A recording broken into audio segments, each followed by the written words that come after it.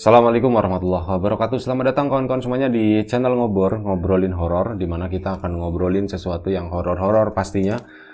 Bersama Bro Ayung yang akan berbagi ceritanya ke kawan-kawan semuanya. Mohon maaf ya, Bro Ayung suka salah sebut gitu ya. Langsung aja monggo Bro Ayung, waktu dan tempat dipersilahkan. Baik, terima kasih kesempatannya Mas Pi.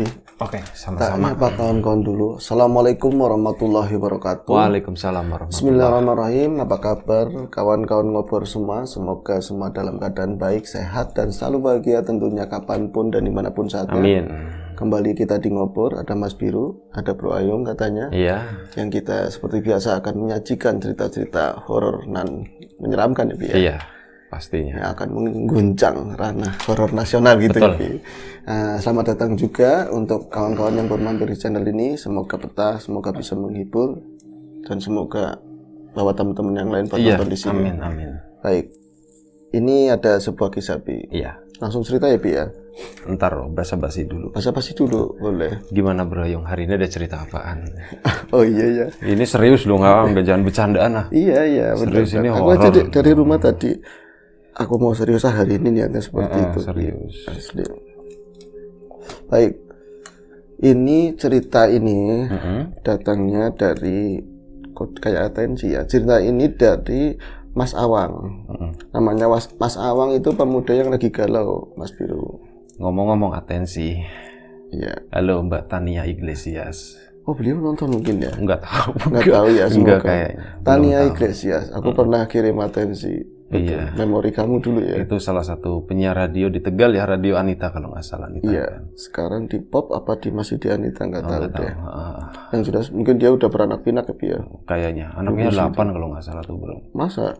Kata Bro Orik nggak tahu sih. Enggak sebanyak itu. Gimana tadi cerita tentang apa Bro? Tentang Mas Awang. Mas Awang itu seorang pemuda yang memang lagi galau Mas Biru. Ngawang-ngawang ya supaya. Awang-awang gimana nggak galau di usianya yang sudah matang dan cukup begitu ya. Lagi-lagi setelah bulan haji pun terlewati dan dia masih melajang, belum mendapat pasangan. Orang kan kawan-kawannya semuanya udah pada menikah, hampir semua udah menikah.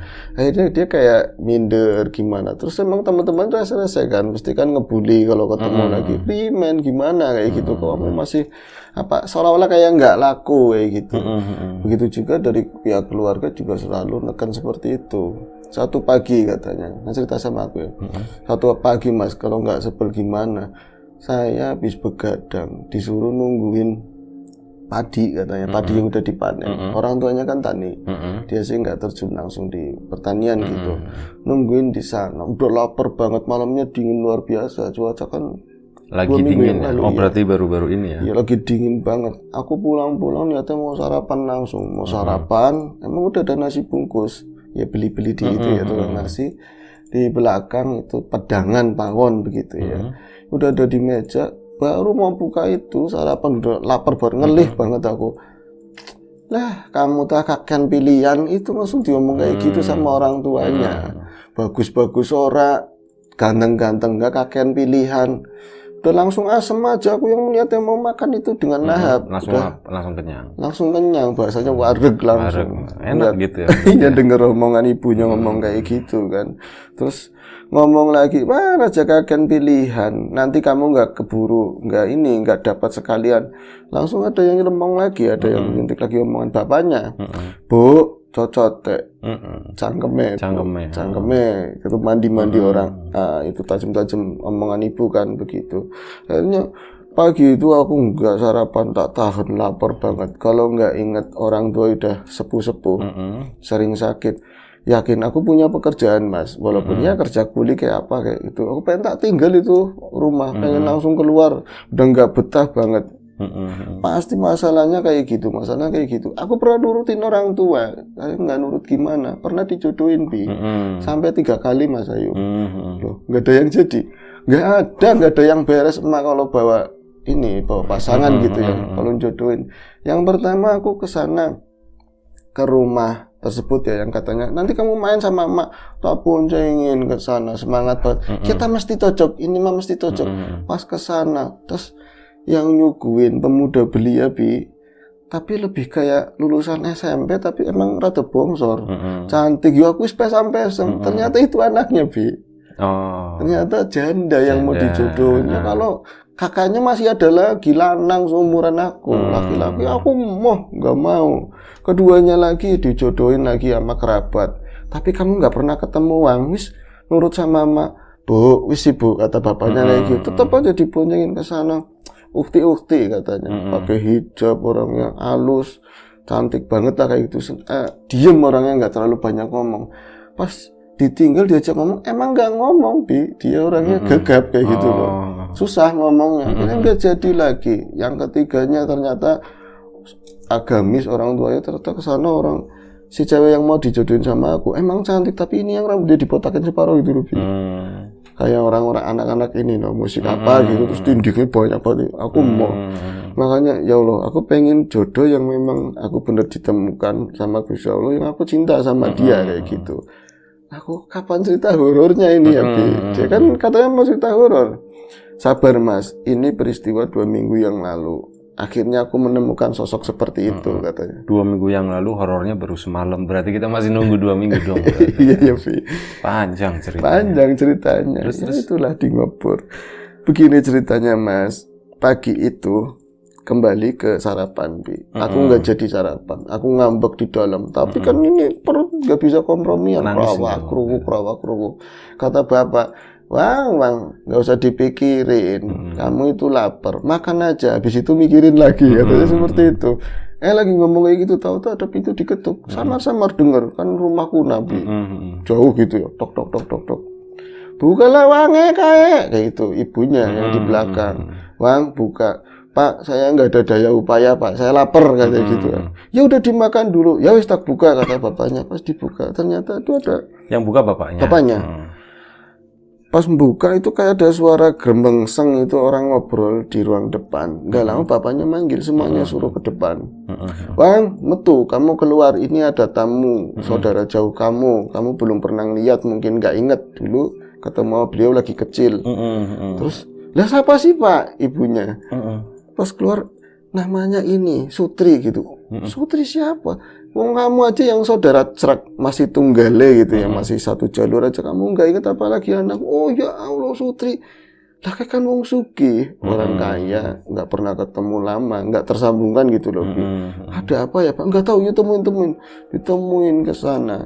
Ternyata itu Sutri emang sepantaran sama bapaknya Awang. Berarti masih ikutnya tunggal putu apa ya, Bi ya? Saudara sepupuan jauh gitu ya, tapi sepantaran sama bapaknya. Tua, Bi. Nudin, namanya Udin, bapaknya Nudin. Bapaknya si Awang ya. Namanya Nudin. Din. Nudin, aku gimana satu silaturahim gitu kan, satu rohmi. Silaturahmi atau silaturahim? Apa ya, Bi? Sama aja ya, Bi ya. Satu silaturahmi. Walaupun malu, aku nggak pernah nyambung, udah lama sekali. Ya alasannya macam-macam, tapi emang kudunya sekarang. Alhamdulillah bisa kesini.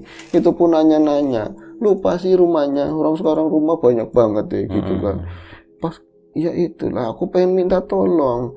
Jadi anakku, kamu tahu si Mus katanya. Si Mus sing ciliknya sering gendong aku dulu. Iya, sekarang itu lagi sakit parah banget katanya. Lagi sakit. Nah terus gimana? Ya ampun, diobatin ke sana ke sini, malah besok hari katanya berapa hari lagi itu mau dibawa ke Semarang, Bi. Mau apa tuh operasi atau apa gitu. Kok segawat itu yuk? Ya mulane aku dengar dari orang sana gitu ya, tempat aku. Karena ya orang pinter ya udah, mbah mana aja udah tak anuin lah ya, tapi tetap aja nggak ada perbaikan. Katanya di kampung sini adalah orang yang bisa kayak gitu. Akhirnya bapaknya pelongo-pelongo, Bi. Orang yang bisa gimana? Ya siapa tahu bisa jadi jalan. Aku nyambung silaturahim sama kamu, bisa jadi jalan kesembuhan buat anakku. Tapi dia sendiri sebenarnya tinggalnya nggak sama itu, nggak sama anaknya si Mus itu loh. Udah misah gitu ya. Akhirnya Nudin nggak banyak ngomong, dia cuma gini, langsung natap ke arah si Awang. Wang, anak orang seperti itu. Ada enggak? Gitu ya, iya. Ada enggak yang ada bapaknya juga enggak enggak tahu ya. yang sekiranya orang pinter ya akeh Pak. Tapi pada sekolah KB. Bukan orang pinter yang kayak gitu, orang yang bisa nyembuhin. nggak tahu Pak, nanti nanya-nanya. Nggak usah kelamaan, kamu nanti diantarin bapakmu aja ke rumahku, bawa siapa aja kek yang penting usaha. Awang akhirnya udah lapar, dapat beban kayak gitu kan, Bi. Tapi katanya saudara, berarti aku manggil dia apa ya? Kamu pernah nanya Ayu, nanya ke itu si Ayu. Akhirnya wis orang tua tersebut pulang, Bi. Orang tua itu pulang, terus emaknya ngomong, Wang, bukan jadi jalannya Wang. Arahnya ke jodoh lagi, bukan jadi jalannya Wang. Apa sih Mak? Ngomong jalan-jalan apa? Lah kowe nemu sedulur siapa tahu di sana tetanggane maning tetanggane di bawah semua ada wadonan Ayu atau yang bisa dinikahin sama kamu. Aku perasaannya kayak orang gak laku sama sekali diperlakukan sama ibu. Kalau itu adikku tak kayak gitu kan. Akhirnya tapi tetap aja kasihan ya. Aku pernah punya temen tapi dia diem gitu ya, nggak seperti kayak orang-orang penyembuh kayak gitu. Siapa tahu dia bisa. Wis Pak, nanti aku tak sarapan. Ya sarapan sih ngomong orang sarapan siapa? Pas ngelihat si tadi Sutri itu ternyata bawa ini. Bawa sesuatu. Bawa sesuatu, ya ada daging, ada apa. Bau sarapan. Ya betul, peti. Akhirnya tadinya nasi bungkus ogah, ini sarapan boleh. Seleranya balik lagi. Setelah makan, akhirnya dia ngubungin seorang teman masih pantaran, ngomong kalau ada saudara jauh tapi lagi sakit kayak gitu.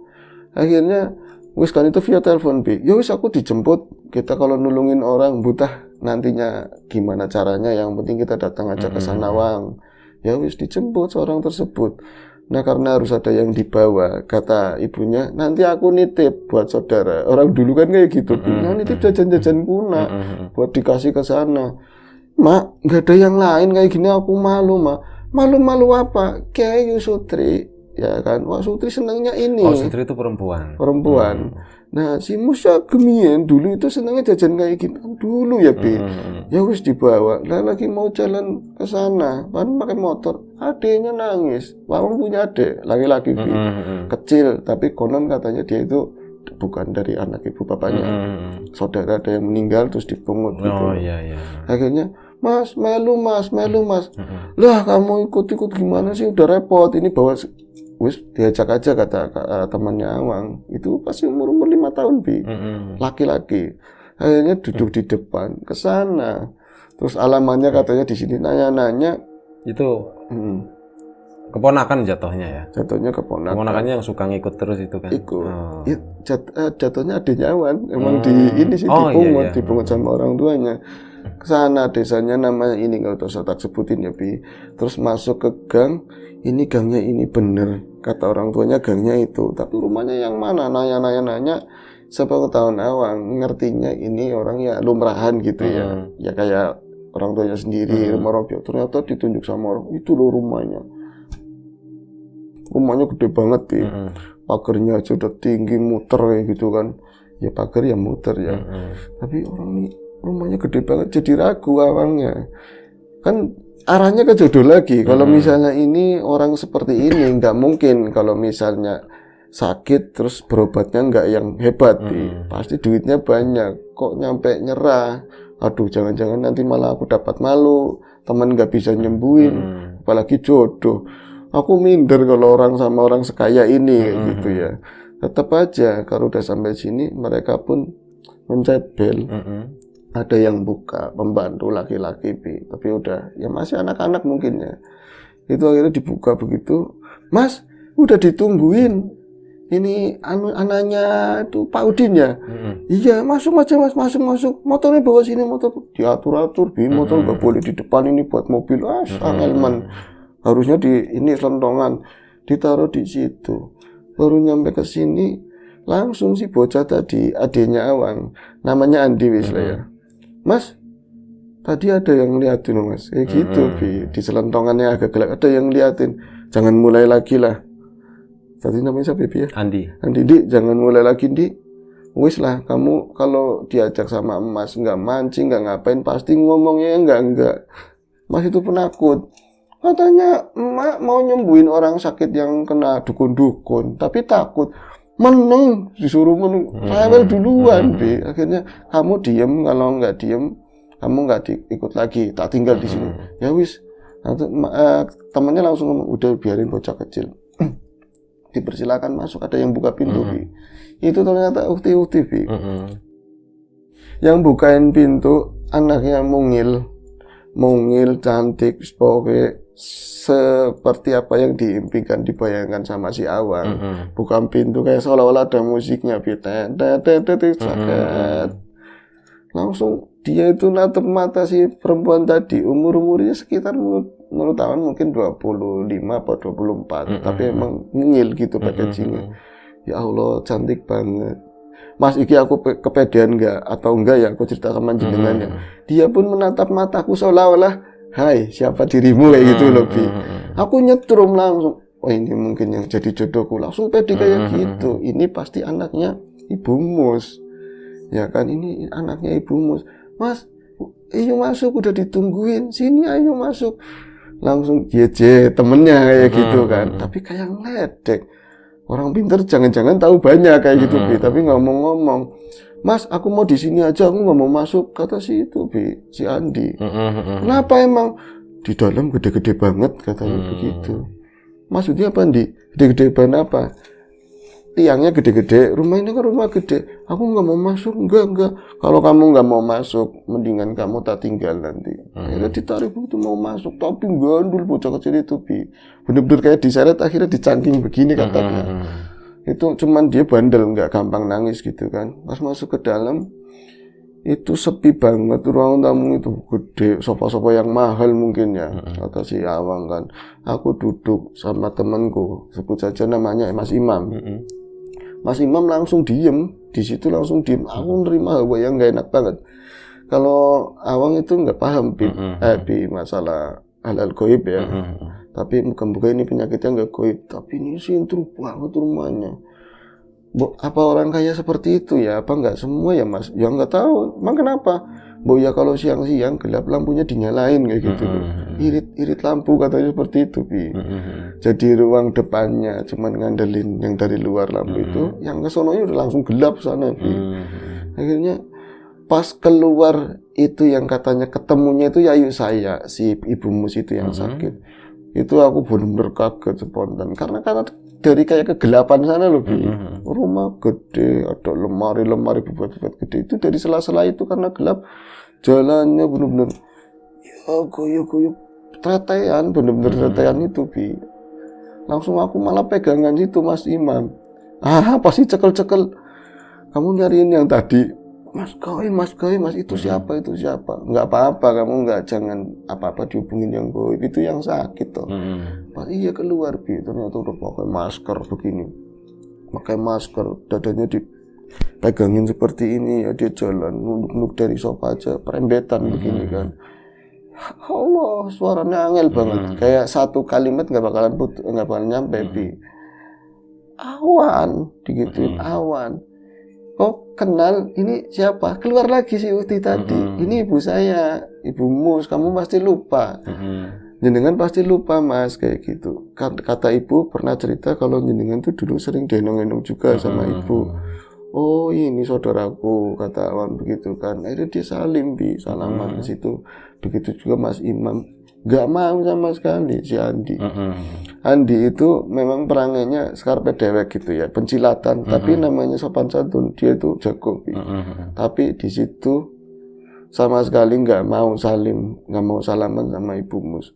Gini, Dik, salim Dik. Mau, langsung marah. Nggak mau salaman sama yang kayak gitu. Itu nggak mau. Maksudnya apa sih, Dik? Kamu nggak sopan, nggak boleh kayak gitu. Bilangin sama bapak kamu. Bilangin aja, bapak juga ngerti. Bapak juga nggak bakal salaman sama orang kayak gitu. Dikira ngomong kayak gitu. Jadi yang tadinya Ibu Mus nggak tahu menyimpan apa ya, Bi, dalam masalah itu, dia langsung nangis, Bi. Awan kan merasa nggak enak banget kan. Dibawa-bawa kayak gini gitu loh. Udah langsung nyinggung perasaan orang lain. Langsung, Wan, udah nggak apa-apa. Dia ngelihat yang kamu nggak ngelihat, digituin. Untungnya masih mau ngomong kayak gitu, Bi. Ya kan, bocah cilik bae ngerti, anak kecil aja ngerti. Tapi ngomongnya bener-bener putus-putus. Tin, ngerti Tin, kayak Tin. Anaknya siapa namanya? Atin.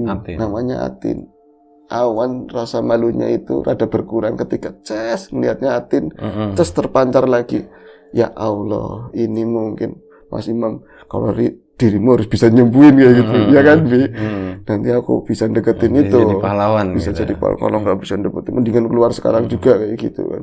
Terus si adekku itu Mas, dia itu memang kadang bisa melihat hal seperti itu, tapi kami anggap serumah itu cuman ya pandangan anak kecil masih bersih. Tapi di situ keterlaluan Mas, bener-bener dia itu maki-maki semua, ngomong seadanya. Terus aku nggak enak banget, malu. Dia itu nggak mau duduk, makanan kecil dimakanin, ini jajanan dimakan, tapi kelihatan sono di keluar. Iya, buang muka gitu Bahwa, ya. pokoknya itu jangan dekat-dekat ke sini. Serem banget kayak gitu. Nangis lagi, oke. Nangis lagi ya. Nangis lagi tadi. Yang nangis itu si Bumus tadi. Rumusnya Ya? tadi. Telogi. Iya sama. Gue juga mau nyalain. Terus gimana? Rumus nangis lagi kayak gitu kan. Akhirnya Mas Imam nengahin suasana itu. Ketika dari pandangan Mas Imam, mungkin aku Mas, si Awang itu, aku mengalihkan perhatiannya terlalu lama ke arah Atin kayak gitu loh. Akhirnya bukan ngurusin orang sakit, malah ngeliatinnya si ini. Adenya ngeliatnya ke sana. Mas Imam ngomong, Bu, jenengan yang dirasain apa?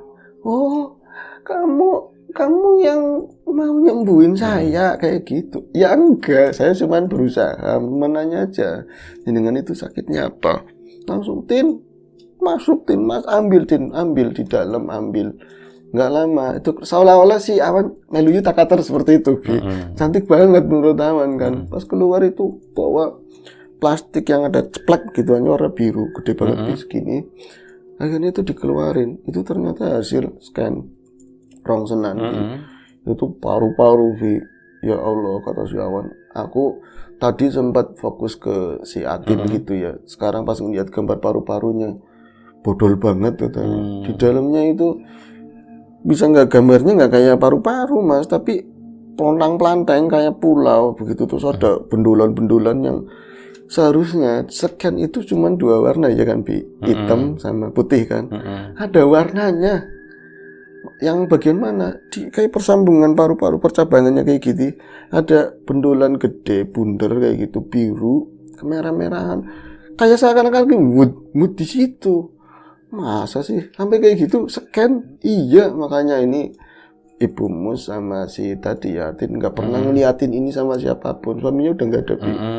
Jadi yang penting mereka berusaha sembuh, dari kesembuhannya lewat dokter, dikasih tahu juga dokter cuman gedek-gedek doang.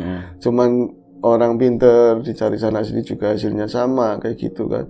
Nah lagi diliatin kayak gitu, si tadi Andi itu ngomong lagi, itu kan rumahnya yang nyala itu rumahnya Bi, yang bunder-bunder yang di paru-paru itu tinggalnya di situ. Suruh pergi aja Mas Imam, suruh pergi, kalau enggak aku yang pergi katanya gitu. Jeli banget, kalau enggak aku yang pergi. Untung-untung itu hampir maghrib, jadi nggak kelamaan gitu ya. Tapi kalau misalnya sesakitnya nggak separah itu, ringan, langsung disembuhin. Aku ngobrol sama Atin kan lumayan Mas. Itu suasananya makin nggak enak banget. Yang jelas si Andi itu mulai duduknya gelisah, muter, ikut pangku sini, pangku ke Mas Imam. Tapi si muka itu ngadepnya ke sini, Bi. Belakangin ya. Ini kan gede, 5 tahun kan gede, nyebelin. Mau ngerokok juga dia paru-paru. Akhirnya Mas Imam tanpa disuruh sama siapapun, Bu, ngapunten ya Bu, saya boleh ke situ. Udah jauh gini kan ininya, sopannya. Monggo langsung dipegang belakangnya, ditok semuanya. Buat gimana, tarik nafas. Iya Mas, rada ringan Mas, alhamdulillah. Dengan kesini lagi langsung agrib sama Mas Imam, seolah-olah dapat sesuatu gitu loh, ada positifnya. Akhirnya diputusin pulang. Hari itu pulang, singkat cerita malamnya. Udah sore. Iya, malamnya itu bukan maghrib sih, maghrib itu sholat sendiri-sendiri, Awan, terus yang lain sendiri. Tapi Isya, mau menjelang Isya, adiknya itu gelisah banget. Biasanya kan tidur sama mak, nggak mau nonton TV dulu atau apa gitu, nggak mau, maunya sama Awang terus, Bi. Maunya sama Awang terus. Jadi kamu kenapa sih, kenapa kamu ngikutin Mas terus? Mas aku takut, di luar itu banyak orang. Dulu banyak orang siapa? Lihat sendiri. Lihat yang nggak ada siapa-siapa. Apalagi rumahnya kan muter kebun, ada jalan kecil doang di depan kan. Kamu ngaco. Ada banyak orang mau masuk ke sini, mau ke sini. Ayo sekarang sholat mas, sekarang sholat. Belum azan, katanya belum azan. Pokoknya sekarang di tempat sholat, kata si Andi kan. Akhirnya Awan mulai, aku ngomong kayak gitu tambah merinding. Ada hubungannya sama yang sore tadi gitu ya. Tapi kalau sore tadi selalu lihat Atin lagi bayangannya, beres lagi kayak gitu. Akhirnya apa? Ya wis, sekarang kita wudhu. Tumben, biasanya orang doprak-oprak kata ibunya. Kalau nggak disuruh-suruh nggak bakalan isa. Ini belum bisa, jodoh rajin, loro-lorone, dua-duanya udah rajin. Mak, baik, ki ana sing aneh. Apa sih? Siapa bapaknya yang Maknya, ada yang aneh sekarang. Apa sih? Gaiban kayak gitu, gaiban. Tadi sore kamu, iya, setannya menek kabeh, setannya kesini semua. Itu yang bilang kayak gitu siapa? Awangnya. Itu ngasal, Bi. Iya, Mas, digituin sama Andi, Bi. Emang iya, Andi? Mulanya sekarang ayo kita sholat. Langsung ke tempat sholat. Ya belum waktunya azan, Bi. Mas, kalau sholat sekarang boleh apa enggak sih? Ya enggak boleh, harus azan dulu. Kamu kenapa sih? Mas, pangku boleh apa enggak? Mintanya pangku, Bi, bocah gede begitu. Sajadah kecil ada. Kesini lagi. Mas udah pada ngeliatin semua. Akhirnya apa? Waktu azan pun datang sholat, tapi terus terang waktu itu aku sholat itu enggak khusyuk. Yang pasti si bocil ini sampingnya aku biasanya sholatnya anteng. Tak kasih tahu sholat itu gerakannya harus begini. Dia itu miring-miring, Bi. Jadi dia itu nempel ke Awang. Jadi ngadepnya nggak kiblat lagi, kayak ngeliti sekelilingnya gitu loh. Terus senggol-senggol ininya sikutnya. Mas, gue mas. Mas itu kayak gitu terus. Mau muter sebelah kiri, aku jadi giniin gerakannya ikutan. Busambora, yang penting ini harus cepat selesai sholat. Tapi aku kok takut, rasanya kok takut. Pas udah salam, langsung dia minta pangku. Mas, nangis bingung, Bi. Itu apa? Itu udah deket banget. Di mana? Di depan kita. Dia telungkup di keteknya nih si Awang. Terus aku nggak ngeliat apa-apa. Masa nggak ngeliat apa-apa itu di depan kita, gede banget. Warnanya apa, Bi? Ijo katanya, warna ijo. Terus tahu-tahu nggak ngerti si Awang itu tangan kanannya begini, Bi. Kamu mukanya Awang. Lihat sih Mas yang bener, itu bener-bener tangannya Andi. Tangannya Andi langsung begini ke Awang. Terus kayak bocah nggak sengaja gerak sendiri gitu loh, Bi. Langsung aku itu di depanku, ya Allah, nggak ada semeter-meter acan katanya.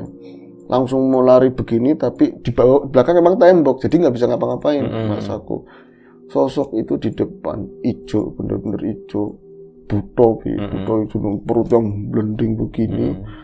Lah wis ilere mending-ding gitu lah, kayak banyak lendir-lendir begitu lah, Bi. Jorok ya? Jorok.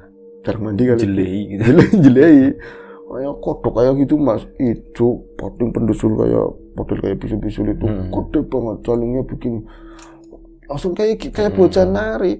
Mungkin kalau sekarang aku cerita ya, aku udah nggak terlalu serem bayanginnya kalau udah tak hilangin lah yang gambaran yang kemarin. Tapi saat itu kayak dia itu nggak mau nyaplok, nggak mau makan kita, tapi dia kayak ngancem gitu loh, Bi. Jadi dia itu di depan muka kayak gitu loh, kayak nari-nari model-model Bali sana, kayak gituin.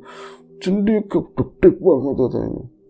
Ini setapakan, kayaknya kalau misalnya aku mukanya dingin itu, satu kriukan doang. Aku langsung, kan itu lagi wirid sholat.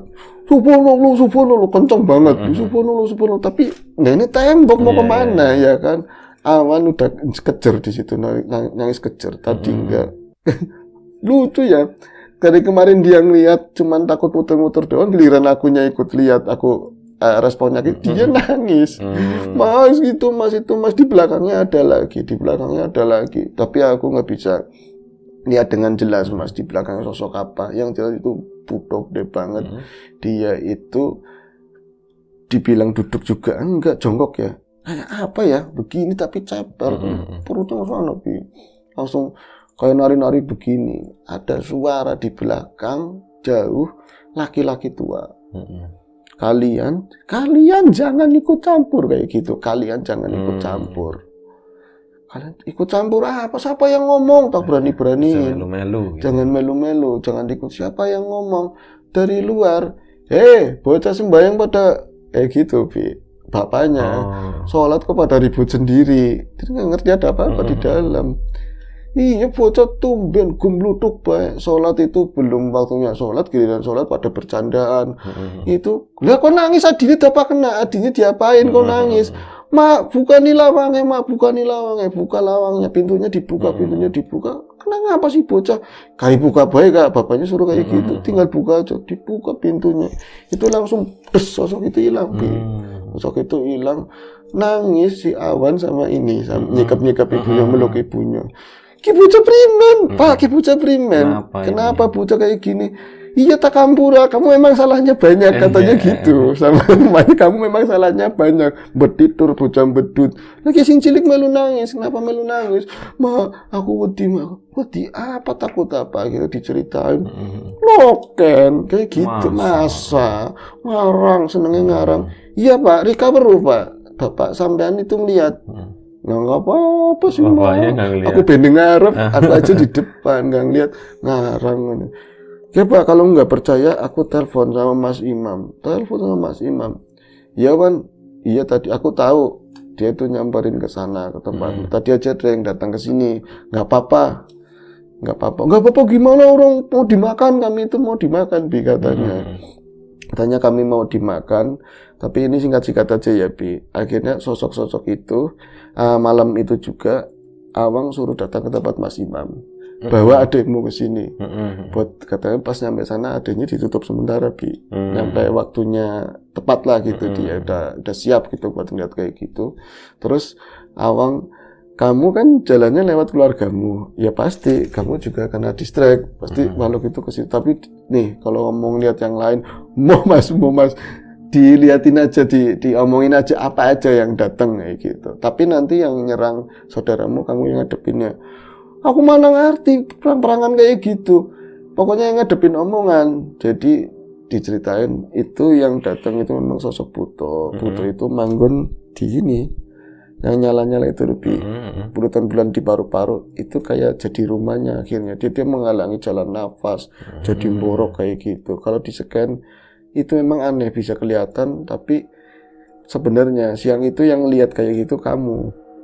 Yang lain juga enggak, tetap aja biasa kayak gitu. Jadi emang kamu biar ngerti, emang kasih buat lihat kayak gitu, ada di situ gitu loh tempatnya. Makanya saudaramu itu mau dibawa berobat kayak apa, kalau yang gaib itu pun dibuang ya tetap aja kayak gitu. Itu penalaran menurut kami kayak gitu. Ya Mas, aku nggak ngerti hal-hal kayak gitu, yang penting saudaraku tolong sembuhin. Kalau sampean nyembuhinnya kapan, lama apa enggak? Ya nggak tahu, karena Gusti Allah katanya. Yang penting aku berusaha. Iya, kalau datang lagi ke rumah aku terus kan repot, katanya kayak gitu. Enggak, itu udah di depan kamu kayak gitu. Si ini ngeliat belum ditutup, jurut lagi nangis si Andi. Tapi kali ini ngerti, yang lebih paham kan Mas Imam. Dia nggak mau minta peluk sama Awang, langsung ke Mas Imam. Mas wedi, iya nggak apa-apa. Akhirnya di situ ditutup si Andi ya penglihatannya. Terus Awang cuma diceritain yang ini tuh tadi yang ditaruh di paru-parunya 2 itu gaman, Bi, kodam gaman keris. Itu model dalamannya itu Buto, terus ada yang sosok bawahnya itu ular. Bawahnya ular. Pokoknya itu masalahnya udah cerita ya Yung, ya belum ketemu lagi. Ini masalah bukan waris sih, tapi warung, Bi. Jadi maju, warungnya gede, terus ini kayak saudara sendiri, emang spiritual juga, Bi. Jadi pengen supaya warung ini jadi pindah tangan ke dia gitu. Orang ini sakit kan pantas gitu didagangin kayak gitu. Tapi ya nggak tahu sih. Iya, Bapak pernah ada cerita kayak gitu sih Mas. Tapi ya tak pikir lumrah kayak gitu. Ya wis, ini orangnya dihadapin sendiri. Itu dulunya saya ngeliat Mas. Si yang nyerang itu, Bi, orangnya tua, tapi ya kecil. Badannya nggak terlalu tinggi. Kayak yang bilang rasa melu-melu gitu. Iya. Tadi ya. Itu suaranya persis itu. Rasa melu-melu itu orang koris panjang banget. Wah, melu gitu, Bi, bahasa sininya gitu. Tapi itu asli ya, maksudnya fisik ya? Iya fisik, ya enggak goib, tapi dalam pandangannya itu tidak halusnya doang, Bi. Jangan ikut-ikutan kayak gitu. kamu mau gangguin urusan kami itu. Akhirnya wis ya langsung serep, nggak ngeliat lagi, cuman ada kayak teriakan kayak gitu doang. Akhirnya disuruh besok kamu ke sana, ke tempatnya Ibu Mus, katanya si Awang. Terus kamu ngelamar ke sana, betul. Yo, Mas, wis pragat Mas, wis selesai Mas, wis insya Allah aman. Nanti tinggal Ibu Mus itu sakitnya apa, nanti kita cari obat dari alam-alam sekitar. Penyakit kan obatnya di sekitarnya sendiri. Seneng banget karena ketemu lagi sama si Atin, kayak gitu. Kamu senyum, tadi nangis, tadi takut, ceritanya sekarang senyum gimana Wang? Emang kamu, enggak Mas, kamu kemarin ya sama anaknya Mbak Mus ya, sama Ibu Mus ya, seneng ya sama itu. Enggak Mas, aku merasakan bahwa pertemuan itu cocok Mas. Kayaknya aku ada chemistry, kita bakalan jadi. Itu lupa kalau dia anak orang kaya atau apa, mungkin cinta seperti itu ya Bi ya. Akhirnya karepe wis, tapi jangan terlalu berharap ya, harapan boleh tapi sekedarnya. Maksudnya primen Mas, maksudnya gimana? Ya enggak, sampean dukung apa enggak? Dukung kalau emang jodoh kamu. Besoknya ke sana Bi. Nanti besoknya ke sana ngomong sama Mbak Mus, Ibu Mus, emang mendingan Bi. Oh mau dapat obat ya? Iya. Lihat lingak-linguk si Atin mana Bi. Akhirnya karena nggak betah banget, ini udah medang, Andi ikut ke situ, nggak ngapa-ngapain, biasa gitu, makanin jajan nggak kayak kemarin Bi, nggak kayak kemarin gelisah gitu kan, takut. Akhirnya nanya, kan disenggol-senggol sama Andi, ngerti sih tujuannya kakaknya mau ngapain. Akhirnya ngomong, Bu, ngapunten Bu, si anaknya jenengan Atin lagi kemana Bu, nggak kelihatan, biasanya yang jenengan udah bisa bikin air. Iya enteng, awake enteng bisa bikin air. Atin kemana Bu? Pergi tadi Mas, belum lama. Oh dewekan Bu. Oh ora karo lanange Bu. Sama suaminya. Oh udah nikah. Udah nikah. Kayak bocah cilik, ada anaknya 5 tahunan. Ternyata yang bukain pintu gerbang itu suaminya Bi. Kaku Bi. Itu ya Bi. Iya. Yang bukain pintu, ya Allah, itu cerita sama aku itu Mas, jatuh cinta pertama kali Mas.